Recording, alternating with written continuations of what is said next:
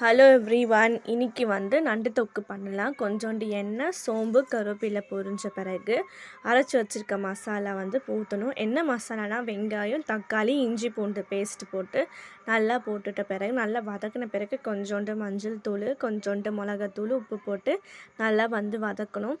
நல்லா இதோடைய பச்சை ஸ்மெல் போகிற வரைக்கும் நல்லா வதக்கணும். சண்டே ஸ்பெஷல் நண்டு தொக்கு ரொம்ப நாள் ஆச்சுன்னு சொல்லிட்டு இந்த நண்டு தொக்கு நண்டு சூடுன்றதால இந்த குளிர்காலத்தில் சாப்பிட்லாம், ஒன்றும் ஆகாது. ஒரு வேளை மட்டும் செஞ்சிட்ட பிறகு நல்லா வதங்கணும். நல்லா மூடி போட்டு வதக்கிடலாம். இந்த சண்டே யார் யாரெல்லாம் நண்டு செஞ்சீங்கன்னு சொல்லிட்டு கமெண்ட் பண்ணுங்கள். நான் இது நல்லா எண்ணெயிலே நல்லா திருகி மேலே வர வரைக்கும் நல்லா வதக்கணும்னு சொல்லியிருந்தாங்க. நல்லா மூடி போட்டு லோ ஃப்ளேமில் வச்சுட்டு நல்லா வதக்கணும். 5 மினிட்ஸ் கழிஞ்சு திறந்து வதக்கி பார்த்தலாம். இப்போ நண்டு சுத்தம் பண்ணிட்டாங்க முன்னாடி. இப்போ கொஞ்சம் தண்ணியில் ஊற்றி கழுவிட்டுருக்காங்க.